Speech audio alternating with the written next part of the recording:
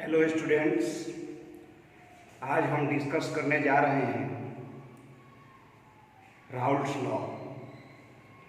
सबसे पहले आप जानेंगे कि राउल्ट्स लॉ है क्या। काफ़ी महत्वपूर्ण टॉपिक है और इसको बहुत ही गंभीरता से पढ़ना चाहिए। शुरू किया जाए राउल्ट्स लॉ।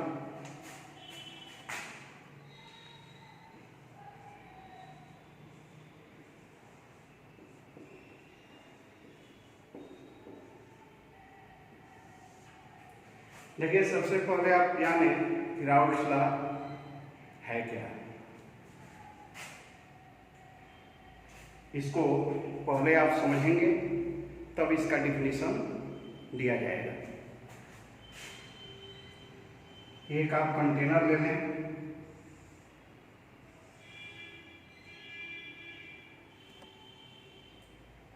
ये आपका कंटेनर है और इसमें आपका लिक्विड सॉल्यूशन दिया हुआ है, यानी कि दो लिक्विड है का यह मिक्सचर है और दोनों लिक्विड क्या है, वोलाटाइल है।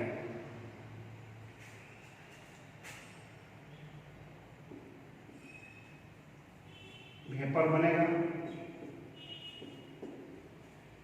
यह आपका सॉल्यूशन फेज कह सकते हैं इसको, या लिक्विड फेज भी कहेंगे, और यह है वेपर फेज। सपोज कीजिए कि इसमें दो वोलेटाइल लिक्विड्स हैं, ए और कौन, बी। ए और बी से यह आपका सॉल्यूशन बना हुआ है। लिक्विड ए का मोल फ्रैक्शन आपका XA है और लिक्विड बी का मोल फ्रैक्शन XB है। सॉल्यूशन में A का मोल फ्रैक्शन XA है और B का मोल फ्रैक्शन XB है।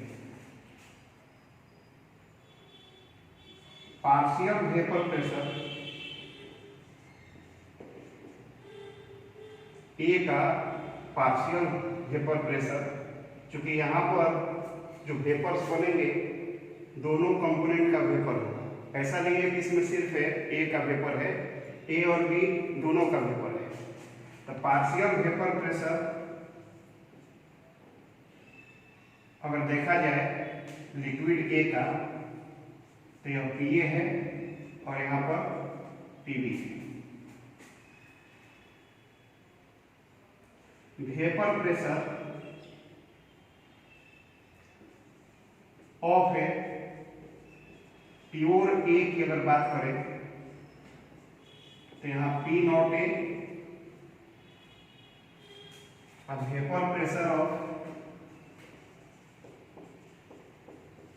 प्योर B को हम मान लिए P0B। फिर से समझिए, मोल फ्रैक्शन A का XA, B का आपका XB है जो सॉल्यूशन में मौजूद है। पार्शियल वेपर प्रेशर A का PA है, B का PB है।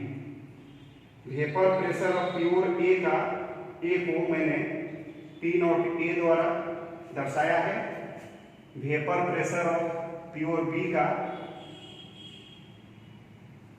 P0B का प्रयोग किया गया है।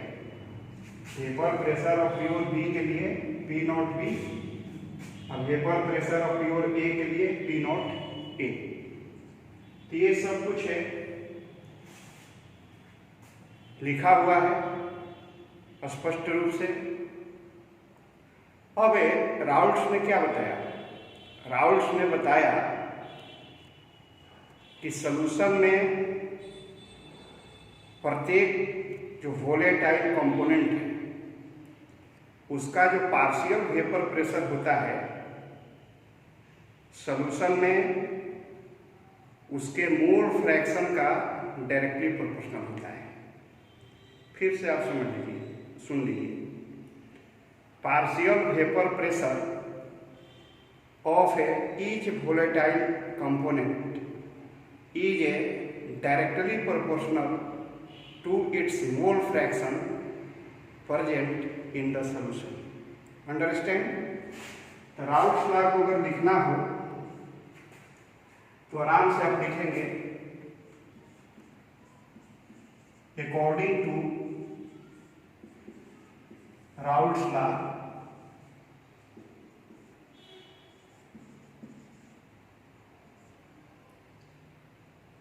the partial vapor pressure of each volatile component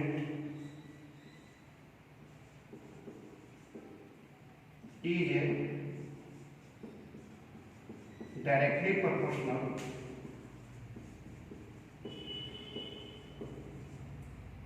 to its mole fraction present in the solution। तो इस लॉ के आधार पर आप क्या लिख सकते हैं? जैसे कंपोनेंट यहाँ पर दो है, एक है आपका कंपोनेंट ए और दूसरा है आपका कंपोनेंट बी। ए के लिए अगर इसका हम प्रयोग करेंगे इस लॉ का तो देख सकते हैं partial vapour pressure of A directly proportional mole fraction of A in A solution. देख सकते हैं, आप जानते हैं कि जब प्रोपोर्शनल का चिन्ह हटता है तो कांस्टेंट का प्रयोग होता है। तो यहाँ पर हम कांस्टेंट के रूप में PA is equal to P naught A XA का प्रयोग करते हैं। PA equal to P naught A XA। यहाँ पर P नॉट A जो है यह प्योर लिक्विड A का वेपर प्रेशर है और यही कांस्टेंट के रूप में प्राप्त होता है।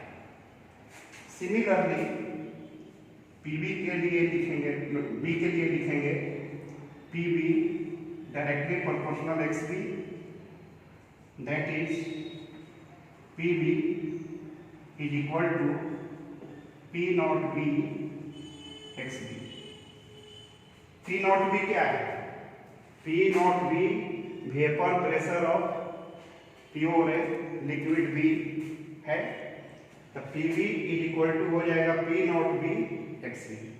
यहाँ पर P नॉट B कांस्टेंट का काम कर रहा है और यहाँ P नॉट A आपका कांस्टेंट का काम कर रहा है। समझ में आ गया? तो दोनों कंपोनेंट पर जब राउल्ट्स लॉ हम लागू करेंगे तो यही एक्सप्रेशन प्राप्त होगा PA is equal to P naught A XA और B के लिए PB is equal to P naught B XB। समझ में आ गया? अब इसको मिटा दें, मिटा देंगे इसको, ठीक।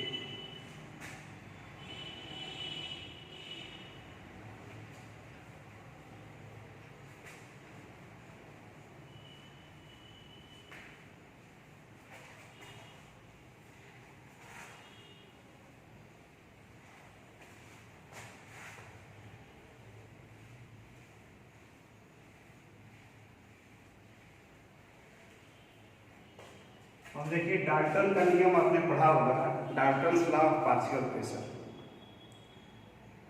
तो डाल्टन के पार्शियल प्रेशर के लॉ के आधार पर आप लिख सकते हैं, यहाँ पर लिख रहे हैं according to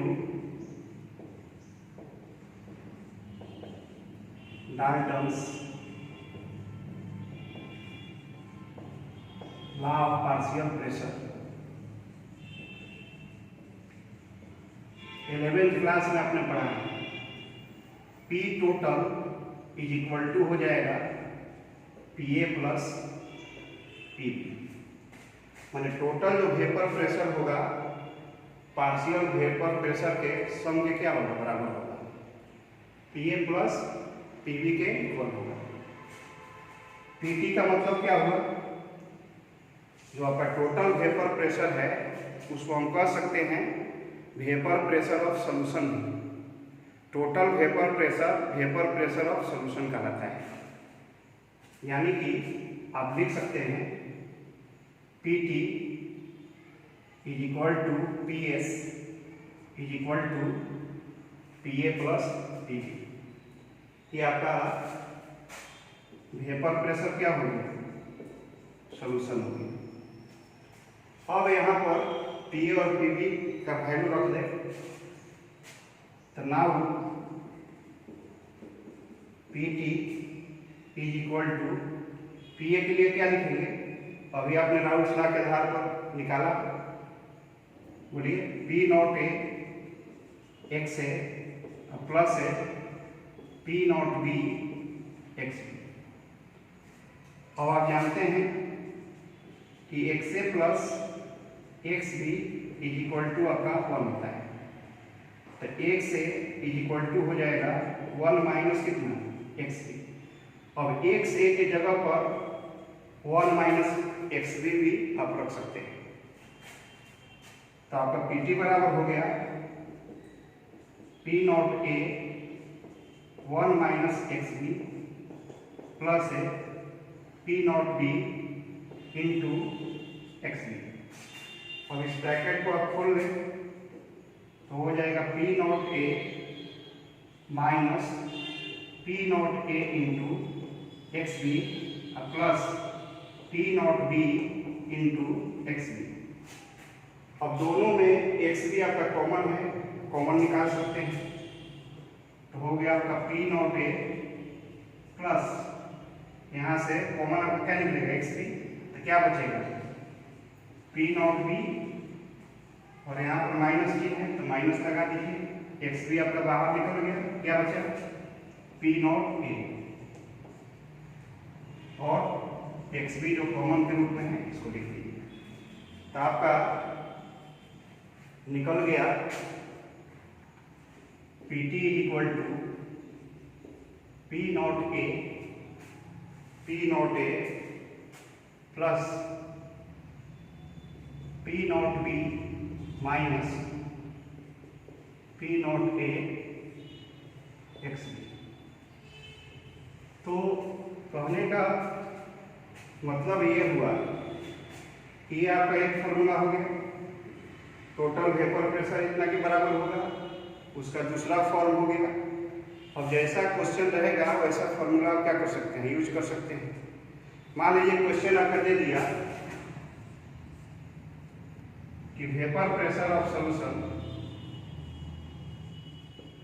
vapour pressure of solution का मतलब क्या हुआ पीटी, या इसको पीएस भी लिख सकते हैं, पीटी के ही बराबर होगा is equal to 100 plus 70 X. अब कह रहा है कि फाइंड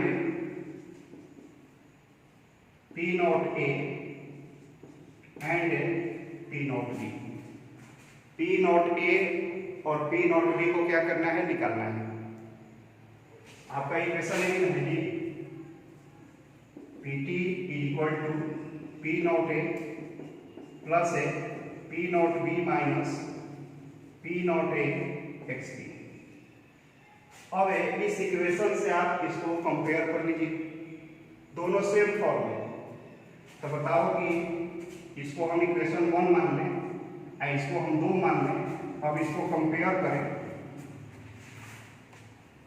तो कंपेयर करेंगे तो क्या होगा, ये पी नॉट ए की जगह पर कितना है 100, comparing both equations, P not a आपका आ गया 100, ठीक है ना। अब 100 mm में टॉर में जो यूनिट में आपका उत्तर पूछा जाएगा उसमें आप दे सकते हैं, ठीक है ना। तो 100 क्या हो गया, मान लीजिए कि ऑफ एच जी। अब पी नॉट बी निकालना है, तो बताइए कि P not B minus P not A के जगह पर कितना है 70 P not B minus P not A is equal to कितना है 70। तो P not B is equal to हो जाएगा 70 प्लस पी नॉट ए, यानी 70 या प्लस कितना 100, यानी कि 170 mm ऑफ एच। तो इस तरह से आंसर आप क्या कर सकते हैं, निकाल सकते हैं। तो इस फॉर्म को भी याद रखें और पीटी वाला जो पहला फॉर्म था उसको भी याद रखना है। अब हम लोग चर्चा करेंगे ग्राफ पर। पीए, पीबी और पीटी के लिए ग्राफ देखें कि कैसे ग्राफ खींचेंगे। ग्राफ खींचना काफ़ी आसान है।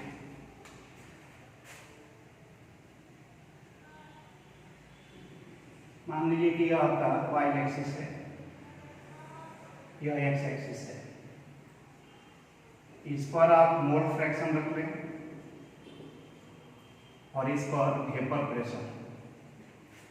एक्स एक्सिस पर मोल फ्रैक्शन और वाई एक्सिस पर वेपर प्रेशर रखना है, ठीक है। सपोज कीजिए कि इस पॉइंट पर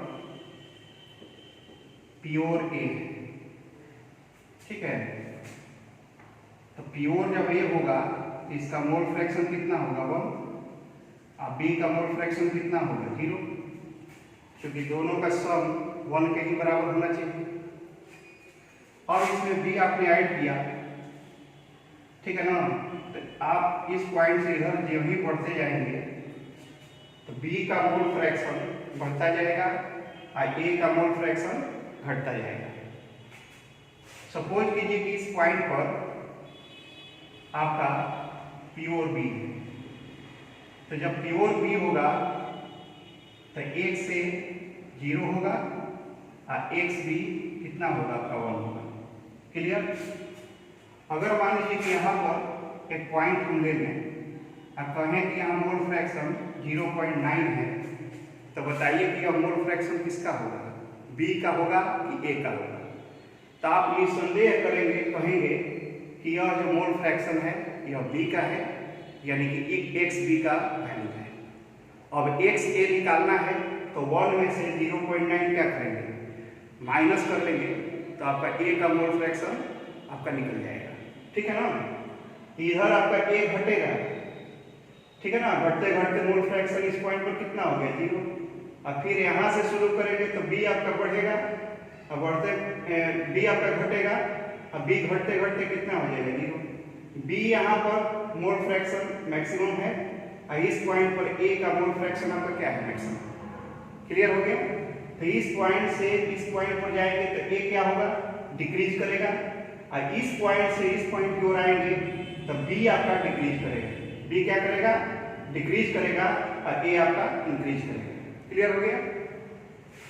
अगर मान लीजिए कि इस पॉइंट की बात करें, सपोज कीजिए कि यहाँ पर 0.2 है मोल फ्रैक्शन, तो 0.2 किसका मोल फ्रैक्शन होगा, बी का होगा कि ए का होगा। आप बताइए कि 0.9 यहाँ पर है और यहाँ पर 0.2 है, यानी कि इधर घट रहा है, तो घटता किसका है, बी का तो घटेगा जी। तो निश्चित रूप से यहाँ पर इस पॉइंट पर ये 0.2 जो होगा मोल फ्रैक्शन वो बी का होगा। और ए का निकालना हो तो 1 में से 0.2 क्या करेंगे, माइनस कर दें, यानी कि 0.8 हो जाएगा किसका, ए का हो जाएगा। क्लियर। अब देखिए P A is equal to P not A X A का ग्राफ कैसे खींचेंगे। हमको वेपर प्रेशर और मोल फ्रैक्शन के बीच में ग्राफ खींचना है। वेपर प्रेशर मोल फ्रैक्शन का डायरेक्टली प्रोपोर्शनल होता है। यह किस फॉर्म में है, y बराबर mx के फॉर्म में है। इसका ग्राफ निश्चित रूप से स्ट्रेट लाइन होगा, आप ओरिजिन से पास करेंगे, ऐसा ही ग्राफ मिलेगा इसका, ठीक है ना। अब देखो क्या करना है, यहाँ पर x है और यहाँ पर क्या है, पी ए है, ठीक। एक्स ए बराबर यहाँ पर कितना है 1, तो यहाँ 1 रख लो।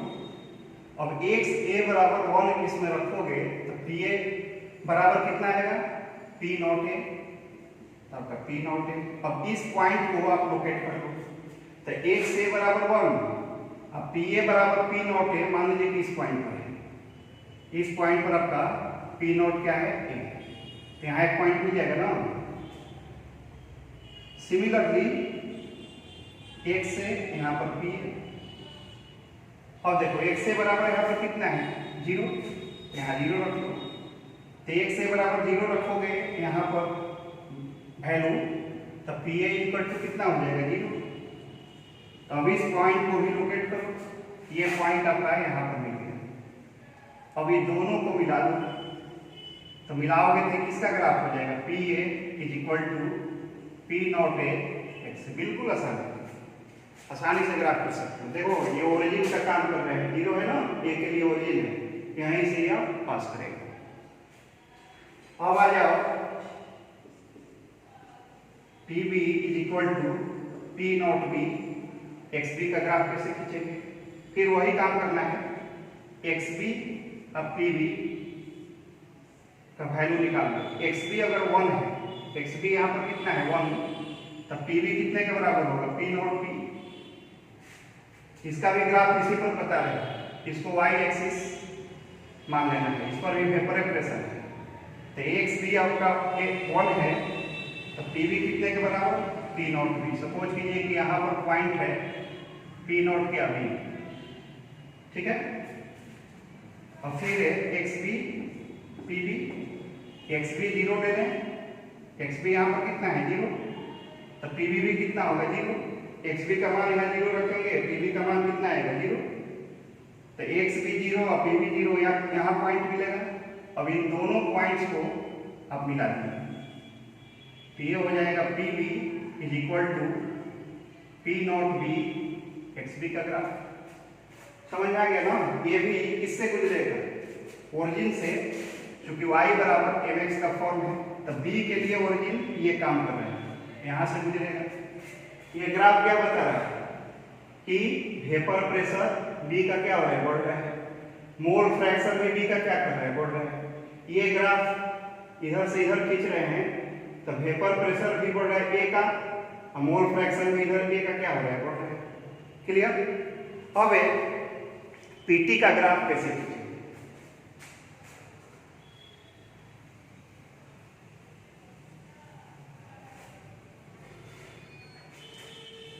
Pt is equal to P naught A plus P naught B minus P naught A XB होता है। एक फॉर्म आपने देखा हो, या किस फॉर्म में है, y बराबर c प्लस एम एक्स के फॉर्म में है। c आपका इंटरसेप्ट है, c आपका क्या है इंटरसेप्ट, m क्या है स्लोप। अब देखो स्लोप के जगह पर यही हो जाएगा। अगर मान लो if P not B greater than P not A, तो स्लोप कैसा होगा positive. If P not B less than अगर पी नॉट ए हो, तो स्लोप कैसा होगा आपका निगेटिव। तो y बराबर एम एक्स प्लस सी का ग्राफ कैसे होता है, ठीक है ना। मान लो ये इंटरसेप्ट है, यहाँ से शुरू करेंगे, स्ट्रेट लाइन ही होगा, और एक्स एक्सिस से कैसा कोण बनाएगा, एक्यूट एंगल बनना चाहिए एंटी क्लॉकवाइज डायरेक्शन में, ठीक है ना। क्योंकि स्लोप यहाँ पर क्या है पॉजिटिव है। आप देखें पी नॉट बी का वैल्यू पी नॉट ए से क्या है बड़ा है, P not B greater than P not a. इसका मतलब हुआ that means B is more volatile than A, A से ज्यादा वोलेटाइल है, तब उसका वेपर प्रेशर क्या होगा ज्यादा होगा। अब इसका ग्राफ कैसे खींचोगे, पीटी वाला स्ट्रेट लाइन तो मिलेगा, लेकिन कहाँ से शुरू होगा, यहाँ से पी नॉट ए से। तो ये पॉइंट और ये पॉइंट दोनों को क्या करेंगे मिला देंगे, तो ये आपका ग्राफ हो जाएगा P T equal to P A plus P B.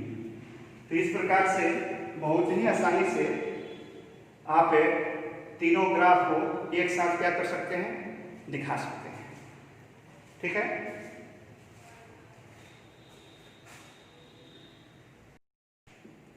Mole fraction in a vapour phase. देखिए समझिए,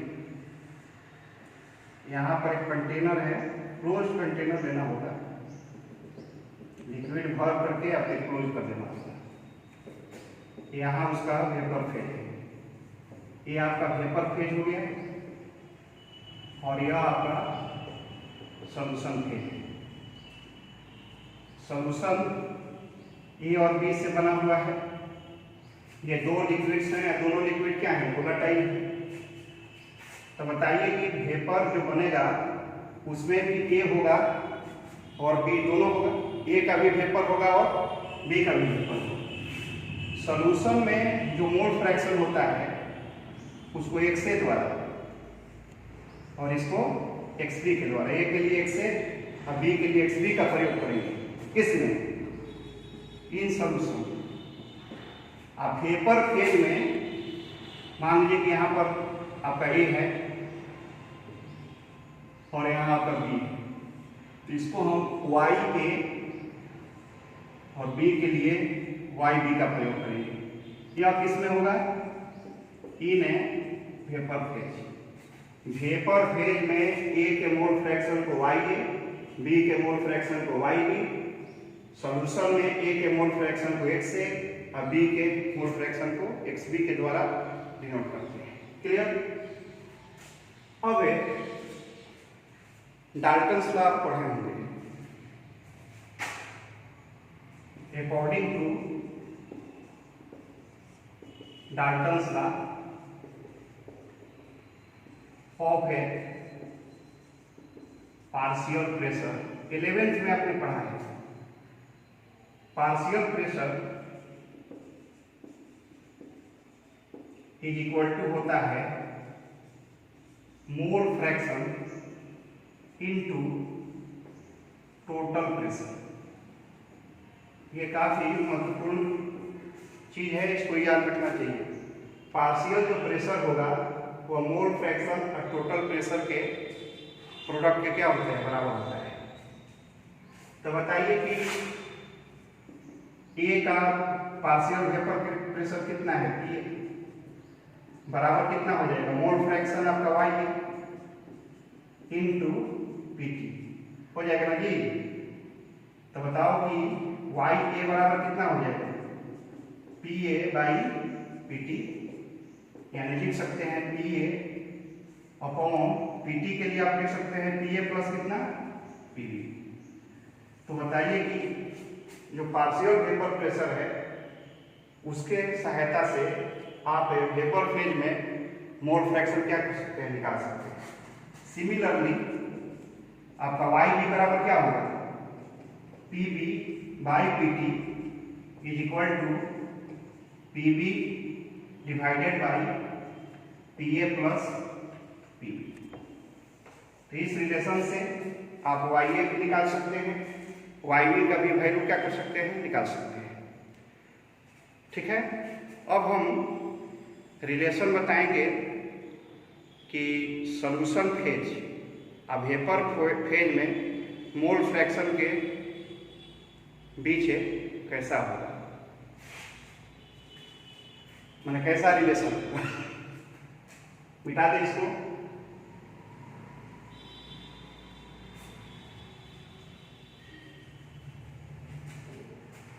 देखिए बाई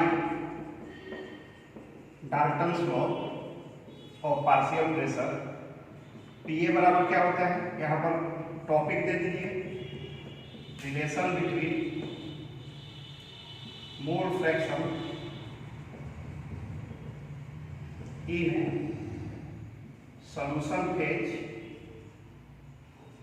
एंड वेपर फेज, ये आपका टॉपिक होगा। Relation between mole fraction in solution phase and vapour phase. तो बताइए कि by Dalton's law PA is equal to कितना होगा जी, P नॉट A एक्स है। अब by P A is equal to आपका हो जाएगा मोल फ्रैक्शन माने Y A into P T. अब बाई राउल्ट्स लॉ कितना होगा, P A is equal to P not A into X है। इसको इक्वेशन 1 मान लें, इसको 2 मान लें। दोनों का LHS सेम है तो RHS भी क्या होगा, सेम होगा। तो क्या रिलेशन होगा बोलिए, P not A X A is equal to Y A into P T. तो X A is equal to क्या हो जाएगा, Y A into P T upon P not A. तो इस तरह से अगर एक्स ए पता हो, पी टी पता हो, पी नॉट ए पता हो तो वाई ए निकाल सकते हैं। वाई ए अगर दिया हो, पी टी दिया हो, पी नॉट ए दिया हो तो एक्स ए भी क्या कर सकते हैं, निकाल सकते हैं। सिमिलरली एक्स बी बराबर क्या होगा, Y B into P T upon P not B. तो ये रिलेशन हो गया किसमें, सॉल्यूशन यानी लिक्विड फेज और वेपर फेज में मोल फ्रैक्शन के बीच।